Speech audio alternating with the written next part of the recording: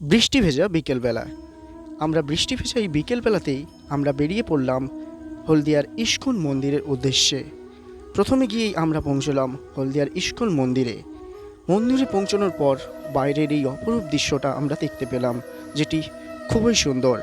তারপরে আমরা মন্দিরের ভেতরে প্রবেশ করলাম। মন্দিরের ভেতর প্রবেশ করার পরেই এত অতি সৌন্দর্য আমাদের মন কেড়ে নিল।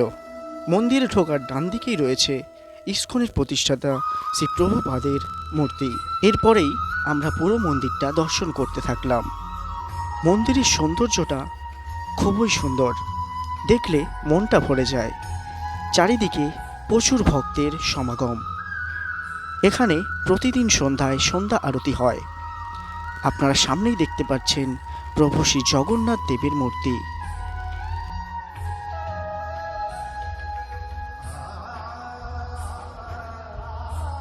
এরপরেই আমরা দেখতে পেলাম জগন্নাথ দেবের মূর্তির নিচে রয়েছে আমাদের রাধা কৃষ্ণের যুগল মূর্তি, যেটি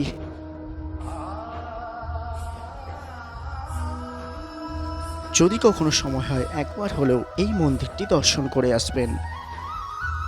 এরপরেই আমরা চলে গেলাম যেখানে সন্ধ্যা আরতির কীর্তন গান হচ্ছে।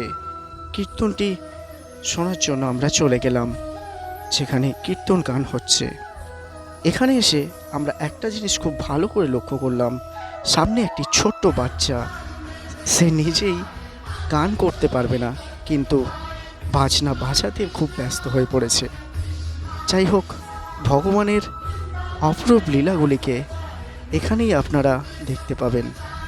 একটি ছোট্ট বাচ্চাই হোক কিংবা বড়, ভগবান সবারও মাঝে বিরাজমান। মন্দিরের ঠিক পেছনেই রয়েছে একটি দোকান, যেখানে আপনাদের বাড়ির ঠাকুরের জন্য আপনি বিভিন্ন সরঞ্জাম, মালা, টোপর ইত্যাদি জিনিস পেয়ে যাবেন।